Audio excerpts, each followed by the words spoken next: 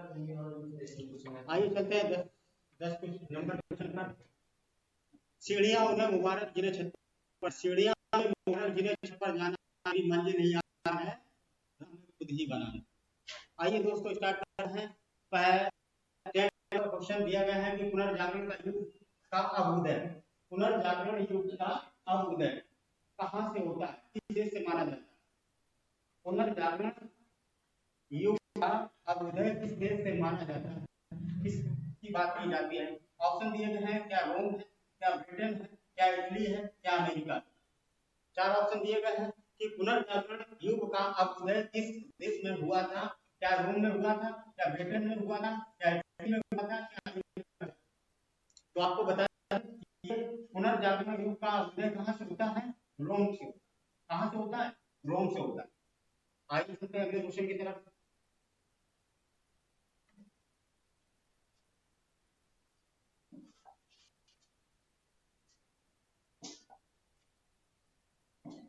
आगे देखो दिया गया है कि वियना की संधि कब हुई?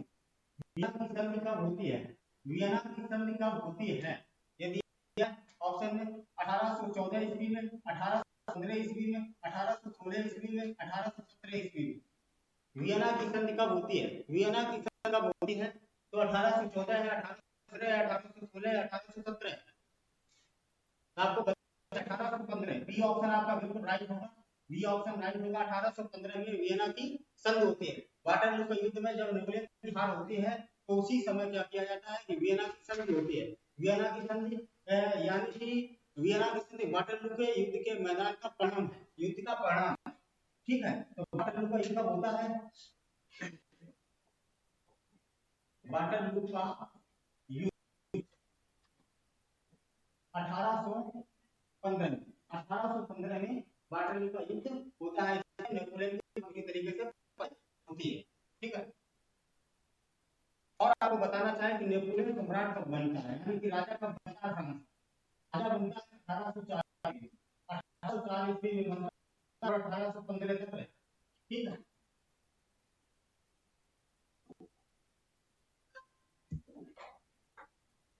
अगले क्वेश्चन पर चलते हैं।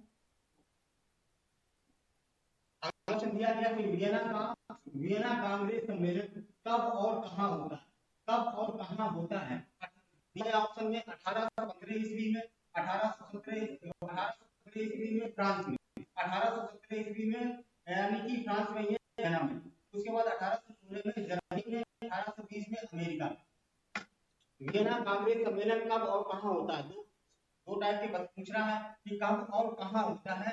पहला ऑप्शन दिया है 1815 वियना में, 1817 फ्रांस में, 1816 जर्मनी में, 1820 अमेरिका। तो आइए बता देते हैं कि 1815 ईस्वी में वियना राष्ट्रीय राजधानी वियना में होता है। अगले क्वेश्चन की तरफ चलते हैं। अगला क्वेश्चन क्या कह रहा है देखिएगा।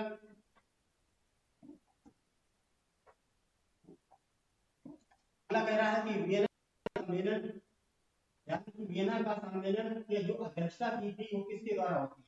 यानी कि वियना के अध्यक्षता किसके द्वारा होती है? मेजबानी कौन करता है? क्या मेटरनिख करता है, क्या गैरिबाल्डी करता है, क्या मैज़नी करता है, क्या नेपोलियन करता है?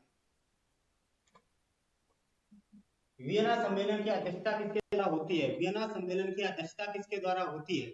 आपको बताएंगे कि ये ऑप्शन सही है। मेटरनिख। मेटरनिख क्या था?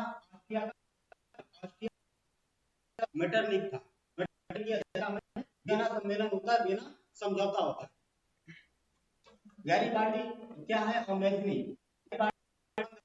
इटली से। गैरिबाल्डी का संबंध भी इटली से है और मैज़नी का भी संबंध इटली से है। कैमिलो ताकुर और मैज़नी और गैरिबाल्डी ये तीनों ने मिलकर के जर्मनी का एकीकरण किया। आइए अगले क्वेश्चन की तरफ। अगला क्वेश्चन क्या कह रहा है, आइए देखते हैं। अगला क्वेश्चन कौन था? देखो आगे क्वेश्चन मेटरनिख कौन था? मेटरनिख कौन था?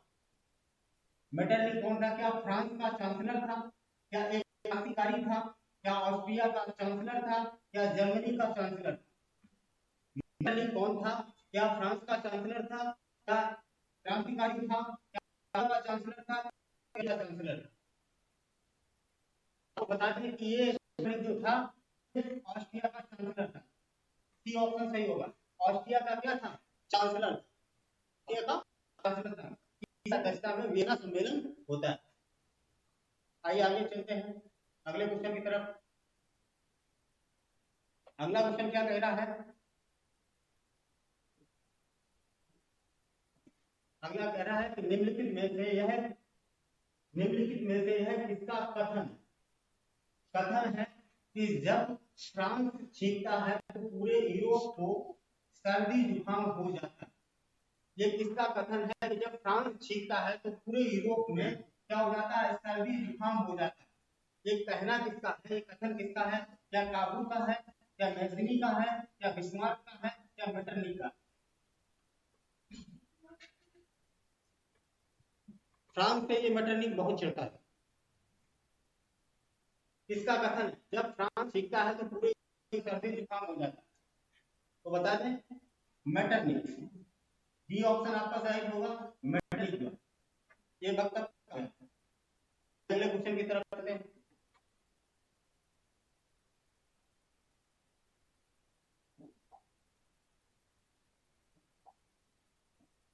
क्वेश्चन कह रहा है कि इटली का क्रांतिकारी जोसेफ मैसनी का जन्म हुआ क्या 1815 में हुआ था, 1833 में हुआ था, 1807 में हुआ था, 1834 में हुआ था?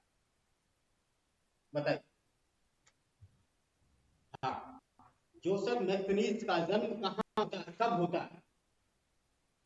तो बता दें आपको 1807 ईस्वी में जोसेफ मैसनीज का जन्म होता है। जर्मनी के इटली के एकीकरण का नायक कहा जाता है। इटली एकीकरण का जन्म किसे कहा जाता है? जोसेफ मैसनीज। ठीक, आगे चलते हैं अगले क्वेश्चन की तरफ।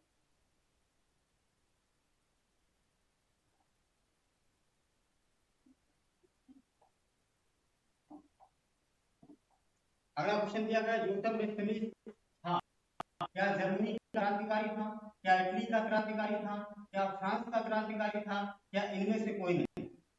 जोसेफ मैसनीज था क्या था? तो आपको बता दें कि इटली का क्रांतिकारी था। ये इटली का इसने क्या किया था कि यंग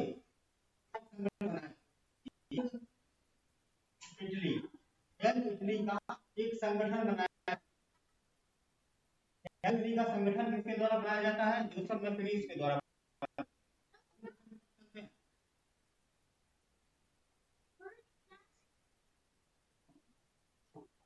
अगला देखो क्वेश्चन क्या आ रहा है? जोसेफ मैसनीज का संबंध था क्या इटली के एकीकरण से था, क्या इंग्लैंड के राजपाट से था, क्या जर्मनी के एकीकरण से था, क्या फ्रांस के राजपाट से था? जोसेफ मैसनीज का संबंध था किससे था? दिया गया है इटली के एकीकरण से, इंग्लैंड के राजपाट से, जर्मनी के एकीकरण से, या फ्रांस के राजपाट से। इसका संबंध ही इटली के पहला ऑप्शन सही होगा, इटली के एकीकरण से था। अगले क्वेश्चन की तरफ चलते हैं।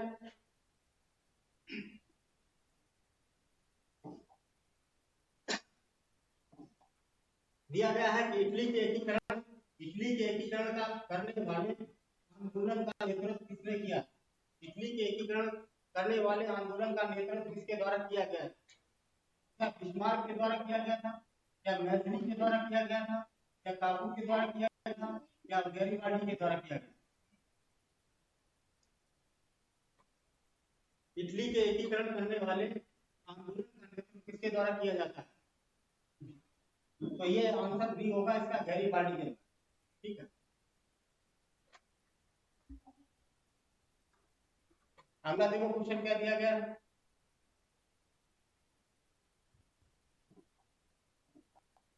निम्नलिखित में से किसने गुप्त संगठन यंग इटली बनाया? यंग इटली किसके द्वारा बनाया जाता है? यंग इटली का संगठन किसके द्वारा बनाया जाता है? दिया गया है विक्टर एमेनुएल के द्वारा, ऑटोमन बिस्मार्क के द्वारा, जोसेफ मेस्सनिस, जोसेफ गैरिबाल्डी के द्वारा। यंग इटली और यंग यूरोप दो संगठन बनाए गए। इसका मानना था कि अगर देश में बदलाव लाना है या क्रांति लानी है तो आंदोलन किसके हाथ में होना चाहिए? नौजवान लड़कों के हाथ में होना चाहिए। तो ये किसके द्वारा बनाया जाता है? यानी कि एक गुप्त संगठन यंग इटली का गठन किसके द्वारा बनाया जाता है? जोसेफ मेस्सनिस के द्वारा बनाया जाता है। सी ऑप्शन सही इसका। ठीक, अगले की तरफ चलते हैं। अगला क्वेश्चन क्या कह रहा है देखिएगा।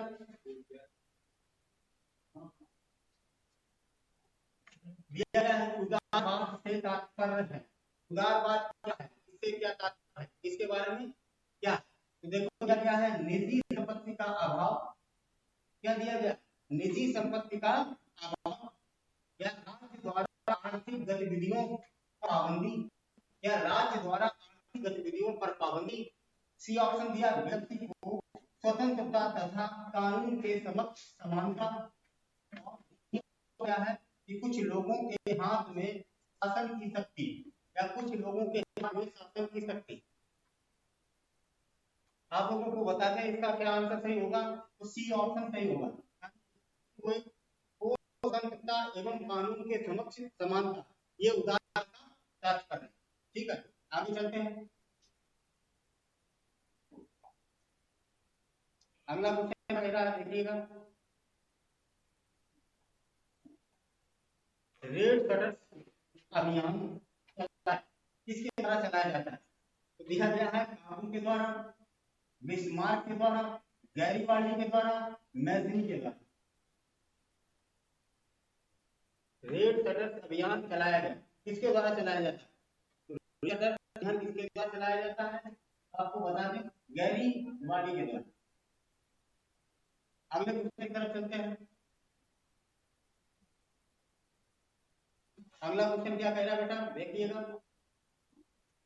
एक काबू था, एक मैज़नी था, एक गैरिबाल्डी का किस देश के एकीकरण में योगदान? किस देश के एकीकरण में योगदान? काबू का, मैज़नी का, गैरिबाल्डी का किस देश के एकीकरण में महत्वपूर्ण योगदान रहा? ठीक, तो क्या इटली, क्या फ्रांस, जर्मनी, क्या रूस? किस देश का एकीकरण तीनों लोगों ने मिलकर किया? बताइए कमेंट बॉक्स में, कमेंट बॉक्स में बताइए। चलो देखो बताते हैं कि इटली, ये ऑप्शन क्या होगा? पहला वाला ऑप्शन सही होगा, इटली। आगे की तरफ चलते हैं। आगे क्वेश्चन क्या दिया गया है? अगला क्वेश्चन दिया गया है, जर्मनी के एकीकरण में भूमिका, एकीकरण में मुख्य भूमिका किसके द्वारा निभाई जाती है? जर्मनी के एकीकरण में मुख्य भूमिका किसके द्वारा निभाई जाती है? तो क्या नेपोलियन के द्वारा निभाई जाती है, क्या जोसेफ के द्वारा निभाई जाती है, क्या ऑटोमन बिस्मार्क के द्वारा निभाई जाती है, क्या कोई नहीं? बताइए किसके द्वारा निभाई जाती है? यानी कि जर्मनी के एकीकरण में, जर्मनी का एकीकरण का जन्म किससे कहा जाता है? तो जर्मनी का एकीकरण का एक ऑप्शन है, जर्मनी का एकीकरण का जनक माना जाता है ऑटोमन बिस्मार्क। तो इसके द्वारा इसने मुख्य भूमिका निभाई, बहुत बड़ा कूटनीतिज्ञ था। और बताइए बिस्मार्क किसे कहा जाता है? भारत का बिस्मार्क किसे कहा जाता है? बताइए कमेंट में।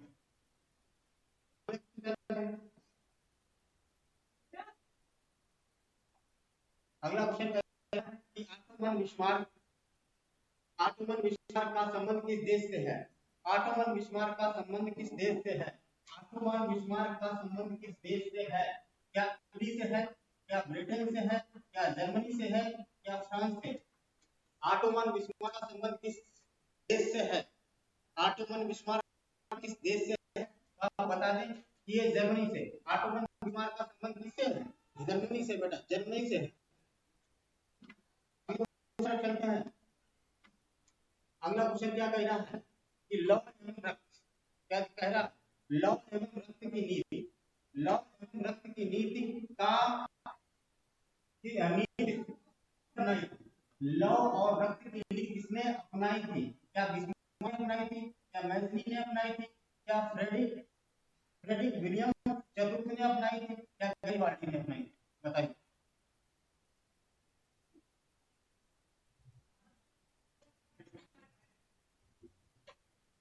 तो बता दें आपको कि लव रक्त की नीति अपनाने वाला कौन था?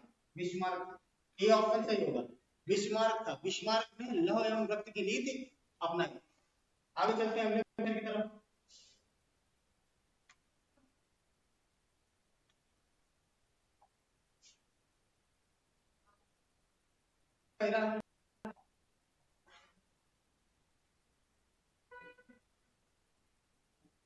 अगला क्वेश्चन देखो, कह रहा है कि निम्नलिखित में कौन सा देश केंद्रीय शक्तियों से संबंधित था? केंद्रीय शक्तियों से संबंधित था। क्या ब्रिटेन था, क्या फ्रांस था, क्या जर्मनी था, क्या रूस था? निम्नलिखित में से देश केंद्रीय शक्तियों में सम्मिलित था, बताइए।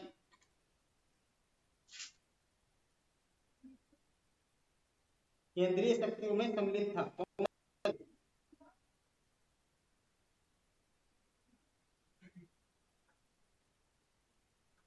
तो आपको बता दें कि ये जर्मनी था। केंद्रीय शक्तियों में सम्मिलित कौन सा देश था? तो जर्मनी था। जर्मनी का एकीकरण द्वारा किया जाता है, बिस्मार्क के द्वारा किया जाता है, आर्टमन बिस्मार्क के द्वारा किया जाता है। अगले क्वेश्चन की तरफ चलते हैं। अगला क्वेश्चन क्या कह रहा है? अगला कह रहा है कि जर्मन संस्कृति में बॉक्स का आशय था। जर्मन संस्कृति में बॉक्स जिसका आशय था, क्या राष्ट्र था, क्या संविधान था, क्या आम था, क्या संसद था? जर्मन संस्कृति में बॉक्स का संबंध किससे था? तो बताइए, राष्ट्र, संविधान, आम जनता या संसद? तो आपको बता दें कि आम जनता सही होगा इसका, आम जनता। आइए अगला क्वेश्चन चलते हैं। अगला क्वेश्चन क्या कह रहा है देखिएगा। अगला कह रहा है कि निम्नलिखित में से किसे 1871 ईस्वी में जर्मनी का प्रथम सम्राट घोषित किया गया? जर्मनी का प्रथम सम्राट घोषित किया गया था। क्या विलियम प्रथम था, क्या विलियम द्वितीय था, क्या फ्रेडरिक विलियम प्रथम था, क्या फ्रेडरिक विलियम चतुर्थ था? 1871 में जब इसका जर्मनी का एकीकरण पूर्ण होता है, जर्मनी का एकीकरण पूर्ण हो जाता है, तो वहां का पहला सम्राट किससे घोषित किया जाता है? ठीक, तो बता दें विलियम प्रथम को सम्राट घोषित किया जाता है। आगे चलते हैं। आगे देखो अगला क्वेश्चन क्या दिया गया है, फटाफट करते जाइए। आप इसमें अपने देखते जाइए क्या क्या कितने क्वेश्चन सही हुए, कितने गलत हुए। ठीक, कहा गया है फ्रेडरिक था, क्या एक चित्रकार था, क्या एक पत्रकार था, क्या एक राजा था, क्या एक लेखक था? कौन था? क्या एक चित्रकार था, या पत्रकार था, एक राजा था, या लेखक था? तो आपको बता दें चित्रकार क्या फ्रेडरिक सारी था। ठीक, आगे चलते हैं अगले क्वेश्चन की तरफ।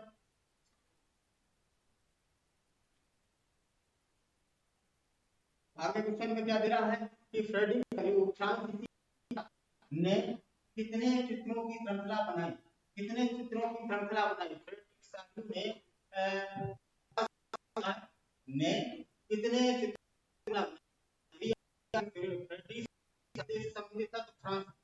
ठीक है, क्या 2 बनाए, क्या 3 बनाए, क्या 4 बनाए, क्या 5 बनाए? तो आपको बता दें ये 4 बनाए, 4 इसने श्रृंखला बनाई थी चित्र। आगे चलते हैं अगले क्वेश्चन की तरफ। देखो क्या दिया गया है। अगले क्वेश्चन दिया है निरंकुशवाद का तात्पर्य है। निरंकुशवाद का तात्पर्य क्या है? ऑप्शन आपके इस प्रकार बेटा, ऐसी शासन व्यवस्था जिसमें सत्ता जनता का अंकुश होता है। ऐसी शासन व्यवस्था जिसमें अंकुश होता है। दूसरा दिया गया ऐसी शासन व्यवस्था जिसमें सत्ता पर किसी का अंकुश नहीं होता है। किसी का अंकुश नहीं। ऐसी शासन व्यवस्था जिसमें सत्ता पर कुछ व्यक्तियों का अंकुश होता है। दिया गया है कि ऐसी शासन व्यवस्था जिसमें बहुसंख्यक का सत्ता पर अंकुश होता है। ठीक है, आपको कि ऐसी व्यवस्था जिसमें सत्ता पर किसी का भी अंकुश नहीं होता उसे कहा जाता है निरंकुशवाद। बी ऑप्शन आपका सही होगा। ऐसी शासन व्यवस्था जिस पर सत्ता पर किसी का भी अंकुश नहीं होता है, कोई भी रोक टोक नहीं होती है, तो कहा जाता है क्या, निरंकुशवाद। आइए आगे चलते हैं अगले क्वेश्चन की तरफ। क्वेश्चन क्या कह रहा है देखिए, आगे क्वेश्चन क्या कह रहा है देखिए, राष्ट्रीय कांग्रेस की स्थापना कब होती है? भारतीय राष्ट्रीय कांग्रेस की स्थापना कब होती है? क्या 1885 में होती है, 1857 में होती है, 1904 में होती है, 1857 में? भारतीय राष्ट्रीय कांग्रेस की स्थापना कब हुई तो कब होती है? तो आपको बता दें कि भारतीय राष्ट्रीय कांग्रेस की स्थापना होती है 1885 में, 28 दिसंबर 1885 ईस्वी में। 28 दिसंबर 1885 ईस्वी में भारतीय राष्ट्रीय कांग्रेस की स्थापना होती है। ठीक, आगे चलते हैं। आगे क्वेश्चन क्या कह रहा है कि दूसरा चैप्टर स्टार्ट हो गया कि भारतीय राष्ट्रीय कांग्रेस के पूर्ण स्वराज। भारतीय राष्ट्रीय कांग्रेस ने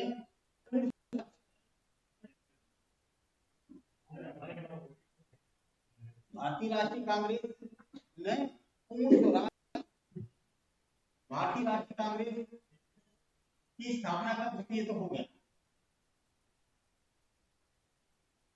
भारतीय राष्ट्रीय कांग्रेस का पूर्ण स्वराज प्राप्त करने का लक्ष्य कब घोषित किया?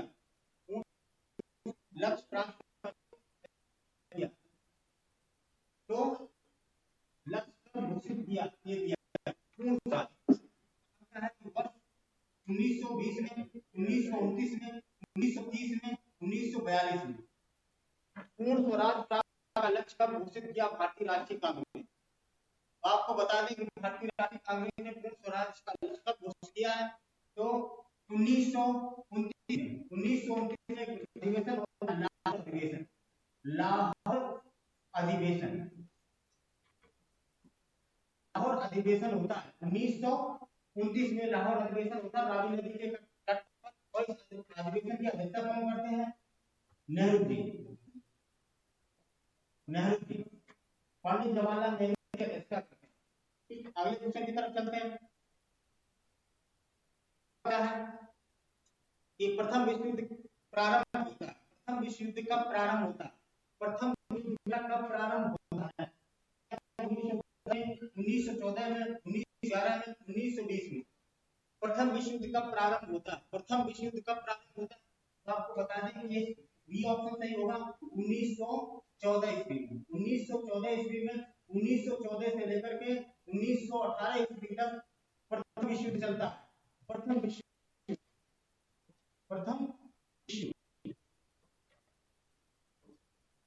और द्वितीय विश्व युद्ध कब चलता है? 1940 से 1945 तक द्वितीय विश्व युद्ध चलता है। ये विश्व युद्ध चलता है। ठीक, आगे क्वेश्चन की तरफ। अगला क्वेश्चन क्या कह रहा है? अगला क्वेश्चन कह रहा है कि गांधी जी का जन्म कब हुआ? क्या 2 अक्टूबर 1869 में, या 2 अक्टूबर 1870 में, या 3 अक्टूबर 1888 में, 80 में, या 15 अक्टूबर 1869 में? गांधी जी का जन्म कब होता है? पोरबंदर में होता है गांधी जी का जन्म, गुजरात में पड़ता है। कब होता है? फटाफट कमेंट करके बताना। तो अपनी कॉपी पेन निकाल लेना और उस पे देखते जाना कितने क्वेश्चन हम सही कर पा रहे हैं, कितने गलत। फास्ट हम रिवीजन करवा दे रहे हैं आप लोगों को। ठीक है, तो आपको बता दें ये ऑप्शन सही है। 2 अक्टूबर 1869 ईस्वी में गांधी जी का पोरबंदर में इनका जन्म होता है। अगले क्वेश्चन की तरफ चलते हैं। अगला क्वेश्चन क्या कह रहा है कि गांधी जी का जन्म स्थल। देखो आ गया क्वेश्चन। गांधी जी का जन्म स्थल, किसका जन्म स्थल कहां पर है? क्या पोरबंदर गुजरात में है, क्या अहमदाबाद गुजरात में है, क्या गुजरात में है, क्या सूरत गुजरात में? अभी बताया था कब है? 2 अक्टूबर 1869 ईस्वी में। कहाँ होगा? पोरबंदर गुजरात में। पोरबंदर गुजरात में गांधी जी का जन्म होता। आइए अगले चलते हैं अगले क्वेश्चन की तरफ। अगला क्वेश्चन क्या है कि महात्मा गांधी दक्षिण अफ्रीका से भारत कब लौटे? महात्मा गांधी जी दक्षिण अफ्रीका से भारत कब लौटे? महात्मा गांधी जी दक्षिण अफ्रीका से भारत कब लौटे? क्या 1815 में, 1916 में, 1918 में, 1920 में? बताइए महात्मा गांधी दक्षिण अफ्रीका से भारत कब लौटे? कब लौटे?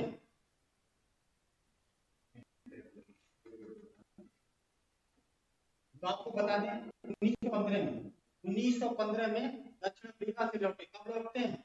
15 जनवरी 1915।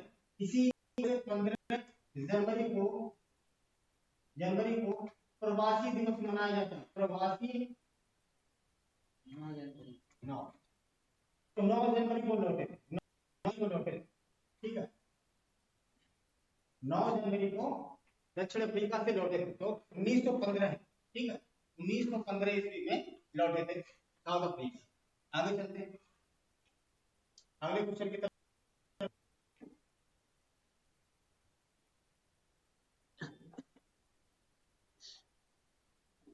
आगे क्या दिया गया कि भारत में किसे संबोधित किया जाता है? भारत में राष्ट्रपिता किसे संबोधित किया जाता है? ये बच्चा जानता है किसे कहा जाता है? या महात्मा गांधी को, या सुभाष चंद्र बोस को, या जवाहरलाल नेहरू को, या गोपाल कृष्ण गोखले? राष्ट्रपिता कहकर संबोधित किया जाता है। तो राष्ट्रपिता कहकर के महात्मा गांधी जी को संबोधित किया जाता है। और महात्मा सबसे पहले शब्द महात्मा को महात्मा किसने कहा? महात्मा किसने कहा? किसने कहा महात्मा? महात्मा किसने? रविंद्रनाथ टैगोर। रविंद्रनाथ टैगोर ने। और राष्ट्रपिता किसने कहा? तो राष्ट्रपिता का सुभाष चंद्र बोस ने। सुभाष चंद्र बोस राष्ट्रपिता कहकर के संबोधित किया। ठीक, आगे चलते हैं अगले क्वेश्चन की तरफ। अगला कह रहा है कि अक्टूबर को निम्नलिखित में से किसका जन्म हुआ? अक्टूबर को निम्नलिखित में से किसका जन्म हुआ? क्या कहा गया? महात्मा गांधी जी का हुआ, क्या जवाहरलाल लाल बहादुर शास्त्री जी का हुआ, क्या ए बी दोनों का, क्या सुभाष चंद्र बोस का? अक्टूबर को यानी कि 2 अक्टूबर को किसका जन्म हुआ? किसका जन्म हुआ? बता। महात्मा गांधी का जन्म होता है, लाल बहादुर शास्त्री जी का भी होता है। यानी कि सी ऑप्शन सही होगा, ए और बी दोनों। ए और बी दोनों। आगे चलते हैं।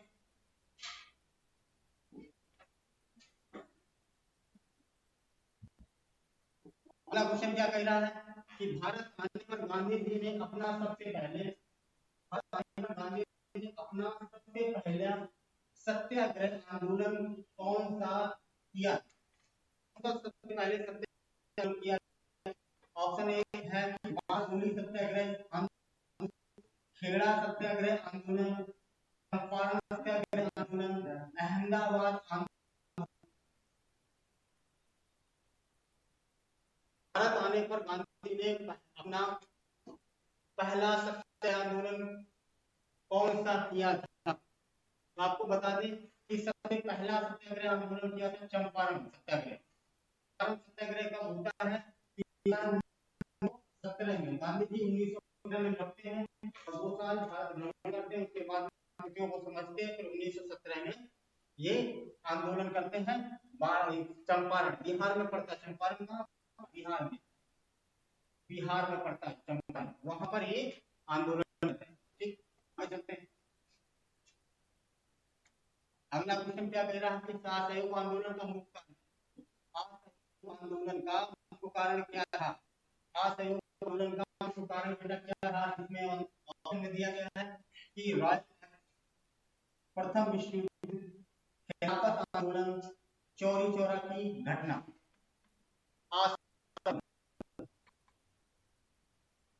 असहयोग आंदोलन का मुख्य कारण क्या था? Royal act. क्या था? Royal act. ये कब बना था? 1919 इसी को बोला है कानून, इसी को बोला वकील बिना दलील वाला कानून। इस पर असहयोग आंदोलन का प्रारंभ किया जाता है 1920 में। 1920 में प्रथम विश्व युद्ध 1914 में। आंदोलन का मुख्य कारण क्या था? जलियांवाला बाग हत्याकांड।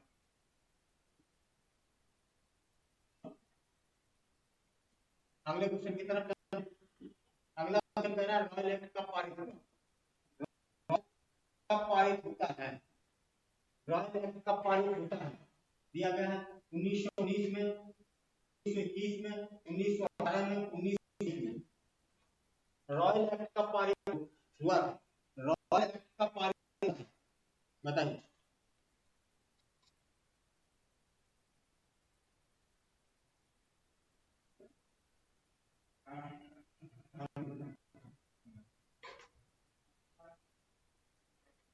रॉयल एक्ट कब हुआ था? क्या है? 1919, 1921, 1918, 1920। ऑप्शन क्या होगा? 1919 में। 1919 में जलियांवाला बाग हत्याकांड कब होता? 13 अप्रैल 1919। आगे चलते हैं। जलियांवाला बाग स्थल है, स्थित है कहां पर? स्थल है। ऑप्शन में क्या दिया गया? जलियांवाला बाग स्थल स्थित है। क्या है? क्या अमृतसर में है, क्या चंपारण में है, क्या मेरठ में? कहां पर है जलियांवाला बाग स्थल स्थित है? कहां पर स्थित है? तो बता दें अमृतसर। अमृतसर पंजाब। कब ये घटना हुई है? 13 अप्रैल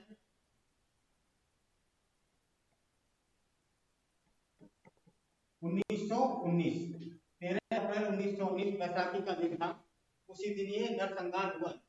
ठीक है, तो जलियांवाला बाग हत्याकांड कहाँ स्थल स्थित है? तो अमृतसर में। ठीक, आगे चलते हैं क्वेश्चन। अगला क्वेश्चन कह रहा है जलियांवाला बाग हत्याकांड किस वर्ष हुआ? तो किस वर्ष होता है? तो जलियांवाला बाग हत्याकांड किस वर्ष होता है? क्या 1918 में होता है, 1920 में होता है, 1919 में होता है, 1921 में होता है? बताइए कमेंट करके।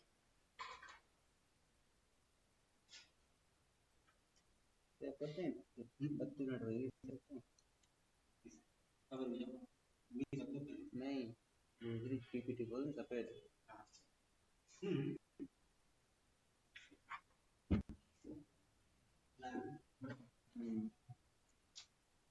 तो कब होता है? 1920, 1919 में जलियांवाला बाग हत्याकांड 1900। अगले क्वेश्चन की तरफ चलते हैं। क्वेश्चन क्या कह रहा है कि जलियांवाला बाग हत्याकांड में गोलियां किसने चलवाई? तो किसने भैया गोलियां चलवाई है? बताओ। तुम लोगों में से है कोई चलाने वाला गोलियां?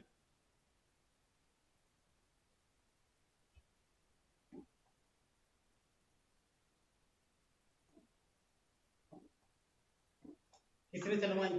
क्या माउंट बेटन ने चलवाई, कि लॉर्ड इरविन ने चलवाई, कि लॉर्ड डलहौजी ने चलवाई थी, कि जनरल डायर ने चलवाई? किसने चलवाई थी? बताओ।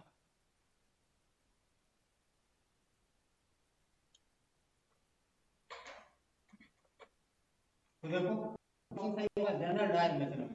जनरल डायर ने जलियांवाला बाग हत्याकांड में गोलियां चलवाई 13 अप्रैल 1919। याद रखो। हिंद पुस्तक के लेखक, हिंद स्वराज पुस्तक के लेखक कौन है? अच्छा पूछा जाता है कि हिंद स्वराज पुस्तक के लेखक कौन है? क्या सरदार पटेल जी हैं, क्या महात्मा गांधी जी हैं, क्या बाल गंगाधर तिलक हैं, क्या सुभाष चंद्र बोस है? हिंद स्वराज पुस्तक के लेखक कौन है? हिंद स्वराज पुस्तक के लेखक कौन है? बता। ये है महात्मा गांधी जी। 1909 में ये प्रकाशित हुई। हिंद स्वराज पुस्तक के लेखक महात्मा गांधी जी। आगे चलते हैं। असहयोग आंदोलन असहयोग आंदोलन का मुख्य कारण क्या था? फिर ये क्वेश्चन आ गया कि असहयोग आंदोलन का मुख्य कारण क्या है? क्या था, क्या खिलाफत आंदोलन था, क्या चौरी चौरा कांड था? असहयोग आंदोलन, असहयोग आंदोलन का मुख्य कारण था बेटा रॉयल एक्ट। 1919 में ये रॉयल एक्ट कानून बनता है। सबके आधार पर किसी को उठाकर के जेल में डालना, उसे प्रताड़ित करना है और बताना भी नहीं क्या वजह थी क्या नहीं। इसी वजह से काला कानून नहीं कहा जाता। बिना वकील बिना दलील वाले जमानत भी नहीं होती। अगले क्वेश्चन की तरफ चलते हैं। असहयोग आंदोलन का नेतृत्व किसने किया? असहयोग आंदोलन का नेतृत्व किसने किया? जवाहरलाल नेहरू ने किया था? क्या लोकमान्य तिलक ने किया था? क्या मोतीलाल नेहरू ने किया था? क्या महात्मा गांधी ने किया था? असहयोग आंदोलन, असहयोग आंदोलन का नेतृत्व किसने? तो आपको बता दें कि ये महात्मा गांधी जी ने किया था। असहयोग आंदोलन का नेतृत्व किसने किया? महात्मा गांधी जी ने किया। ठीक। असहयोग आंदोलन कब चलाया गया? 1920 में, 1920। अगला देखो क्वेश्चन क्या दिया गया है। अगला क्वेश्चन दिया गया है कि निम्नलिखित में से कौन सा आंदोलन महात्मा गांधी जी ने नहीं चलाया? महात्मा गांधी जी ने नहीं चलाया, नहीं याद रखना। हाँ, चलाया वाला याद रख। महात्मा गांधी जी ने नहीं चलाया। असहयोग आंदोलन, क्या सावित्री अवज्ञा आंदोलन, क्या चंपारण आंदोलन, क्या खिलाफत आंदोलन?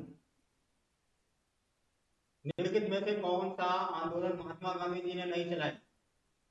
असहयोग आंदोलन, सावित्री अवज्ञा आंदोलन, चंपारण आंदोलन और खिलाफत आंदोलन।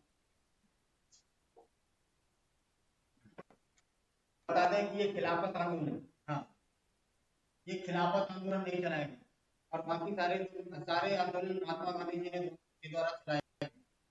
ठीक है, आगे चलते क्वेश्चन यही से ले रहे हैं। चौरा कांड, चौरी चौरा वर्ष घटित हुआ।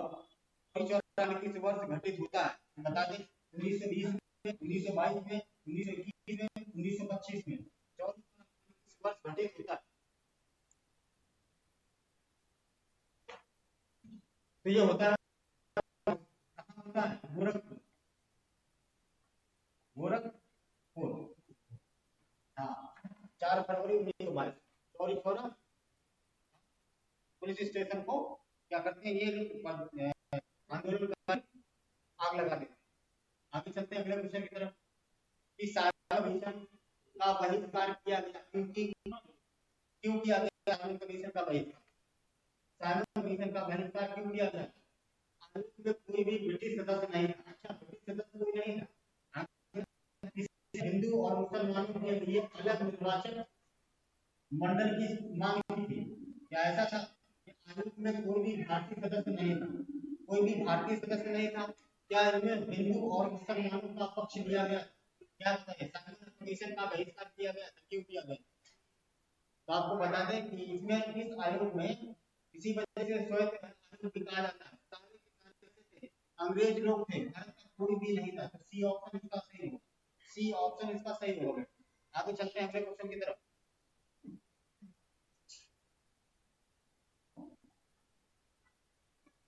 अगला क्वेश्चन क्या कह रहा है? साइमन कमीशन का विरोध करते हुए कि निम्नलिखित में से कौन कौन पुलिस लाठों के प्रहार से शहीद हुआ? क्या लाला लाजपत राय हुए, या बालकृष्ण गोखले हुए, या देशबंधु चित्तरंजन दास हुए? साइमन कमीशन का विरोध करते हुए निम्नलिखित में से कौन पुलिस की लाठों से आतंकवाद में शहीद हुए थे? तो बताते हैं आपको। लाला लाजपत राय। साइमन कमीशन को बैठ के नारे लगाए जाते हैं। कब आता है? इसका गठन किया जाता है 1927 में, मगर भारत कब आता है? तो भारत आता है 1928 में। 28 में साइमन कमीशन भारत आता है। ठीक, आगे चलते हैं अगले क्वेश्चन की तरफ। अगला क्वेश्चन क्या कह रहा है? सावित्री अवज्ञा आंदोलन कब चलाया गया? सावित्री अवज्ञा आंदोलन कब चलाया गया था? तो आपसे बता दें, क्या 1914 में चलाया गया था, 1942 में चलाया गया था, 1928 में चलाया गया था, 1930 में? सावित्री अवज्ञा आंदोलन, सावित्री अवज्ञा आंदोलन कब चलाया गया? 1914 में, 1942 में, 1928 में, 1930 में? बताइए, बताइए कमेंट करके।